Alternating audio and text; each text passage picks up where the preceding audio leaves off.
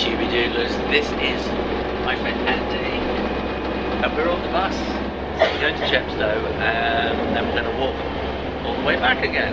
Well, this is a tight squeeze. Yeah. Ooh. Roof trusses, eco joists. Now we're stuck. Oh, that's really close. Oh, so close. Oh.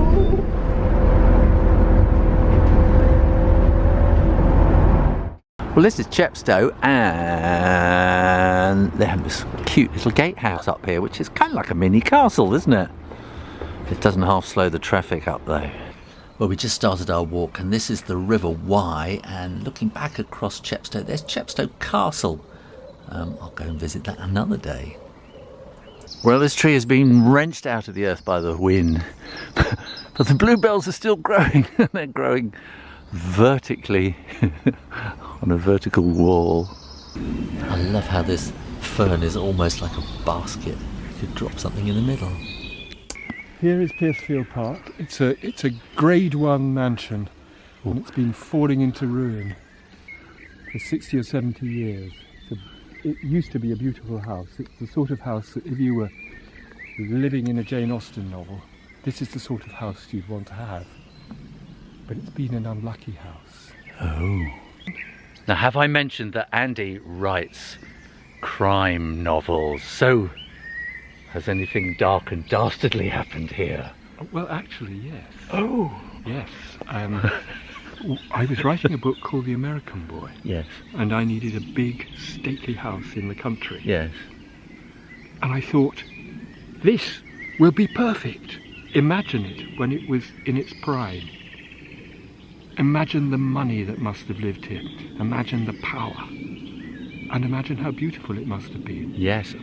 But in The American Boy, just as this is an unlucky house. My equivalent to Piercefield Park is an unlucky house. And as with Piercefield, if you own the owners of that house in The American Boy, they do not have a happy time. It is not. I remember house. reading the book. And yes, now I can place it all in my mind. I will put Amazon links in the box below if you want to buy the book and read it yourself. I think it's 1790s, maybe even a little bit earlier. And then somebody added little pavilions which originally joined to the house. So why do you think they built it here? Well, I think you need to look over there to see. Ah, oh yes. In the distance you can see the old Severn Bridge, which is going over the River Severn on its way to Bristol and London eventually. Going after London town. Well, we're in Wales, aren't we? Going to London town. On the other side of the Severn, that's England. Yeah, yes. So you can just see a little strip of water. We're in Wales, and that's England.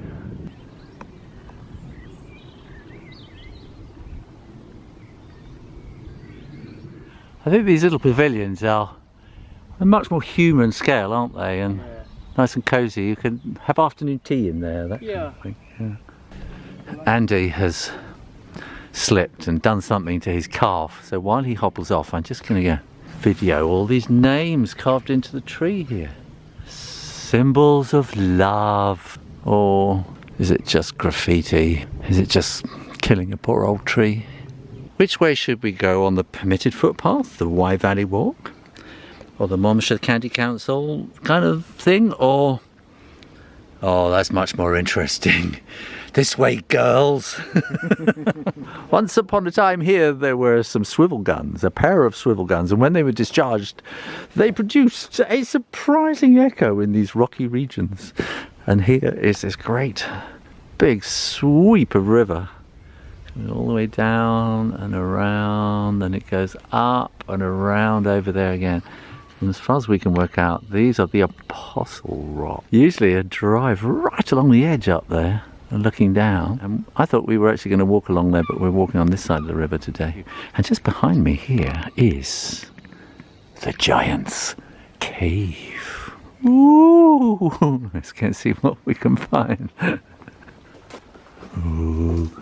Sometimes I think you shouldn't actually go and look in these little nooks and crannies just in case. And then we come through here. Come through here, come through here, come through here, and we're back on the path. And there's Andy in the distance. Poor Andy's hobbling along behind. So we were just discussing how this path was probably made 200 plus years ago. And huge amount of resources put into it. Enormous amount of money from the British Empire. But it's still here for us, which is quite remarkable. And we were thinking of all the people who have trod this way. Wordsworth, the poet. Turner, the artist. This is a kind of a great place to come and walk along the wide valley as I nearly fall over. Many great people certainly from the British canon and of literature and art have walked along this way. And probably many tourists from foreign parts over the centuries as well.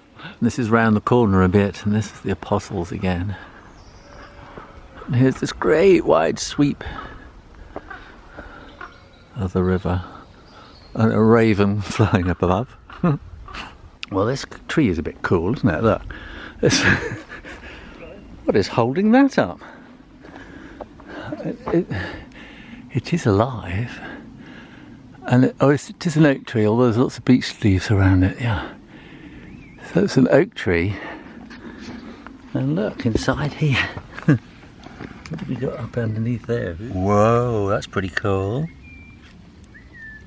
That's a perfect little hidey hole for somebody, but I'm not going to crash down and get inside. Over here we have a patch of wild garlic in amongst all the bluebells. It's very pretty. And Andy is boldly hobbling along. We will get there, we will get there.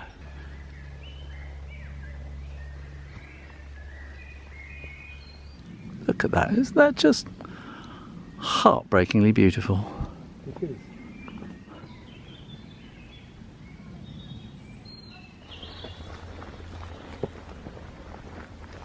Well, I know this doesn't look terribly exciting, but apparently this was once a fort, probably Iron Age or something like that, and we're on this kind of triangular promontory with a river going around it, so it would have been a really good fort once upon a time, but now it's just trees and birds and the occasional tourist wandering through. And just up there, that is the little promontory where we were, where the fort was Iron Age, long time ago. Now, when it comes to Dingley Dells, could you get more Dingley than this? Oh, this is all wild garlic. It's like being in a French kitchen. A fantastic smell, if you like the smell of garlic, that is. And here we have the Tintern lime kiln. And behind it is the quarry, and they will bring it down and sort of dry out and burn the lime to turn it into whatever they turn it into. There's the quarry. Yeah. Come on, hop along. Hop along, Cassidy. Odden Galf Tindern, as before the Tinder net, that was. Tintern Abbey, where the Tinternet was invented. Ah! And of course this would have been full of monks and stuff long time ago, but that was Henry VIII, wasn't it? Said, oh, they're getting too rich, I'll have some of that. I want the Tinternet all to myself. He wants the Tinternet all to his... So he kind of took the roof off and told them to go and live somewhere else, and that's what was left behind. And this is the old railway bridge at Tintern, which takes us over the River Wye. I've been calling it the River Mono. The River Mono runs into the River Wye. Coming up from Chepstow, it's coming from a completely different direction from me. I got really quite confused. So this is actually the River Wye. Iska Foundry Co. Railway Plant Engineers, Newport. So we just come over the bridge, and that's Wales over there, and now we're back in England. But we're going to do a little loop and go back into Wales again. So we're going to go a little loop around, and we're going to end up back over there by the Abbey at the Anchor Inn, where Mrs. Taylor and Mrs. Rayner are going to come and meet us. And we're going to go and have a pint of beer. Goodness, that's so much garlic. It almost looks like it's been snowing. And over there is Brockwere Bridge, which is another old railway bridge, which will cross over back into Wales. The Moravian Church came to Brockwere in the 19th century following the appeal of a local doctor who was concerned not only by the physical but also by the spiritual state of the people living and working here. In the 1830s there were 7 pubs in this small village, and a cockpit was situated where this church now stands. That's where you have cockfighting. A contemporary writer noted that Brockwere was noted as a refuge for persons of desperate and lawless character. These lovely Art Nouveau arts and crafts windows here. The organ up above in the loft.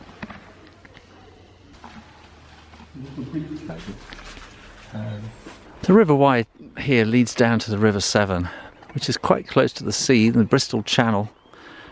And you get, this is tidal here.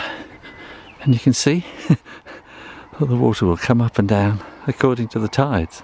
I don't know if this is going to show, but like, these are the most astonishing colour. They're almost like a pea. Well, Mrs. Rayner and Mrs. Taylor have already got here, but we've arrived.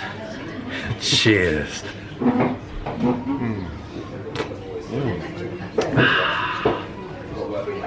It's a lot better. So here we are hungry. I've got the sausage of the week. Pork and leek. What have you got, Andy? I have got mackerel, fried mackerel. What have you got, Caroline? And I was trying to see. Hake. What have you got, dear? Steak en frites. It's very exotic. And we are keenly awaiting our freestanding bowl of thick cut chips. Good. Now here we have sausages. These are British sausages, and this is pork and leek, which is a kind of an oniony thing.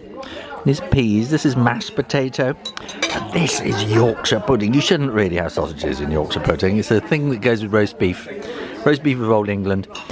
But it's, tell us, dear, you make Yorkshire pudding. What's it made of? So it's a batter, very like a pancake, very similar to a pancake batter, which of course is different over here, which is in the States. But it's roasted as well, isn't it? It's baked in the oven rather than Roasted fried. in oil, yes. Yeah. And it's delicious. Thanks for watching, and you can support this channel and get so much more on my Patreon page. Click to find out more.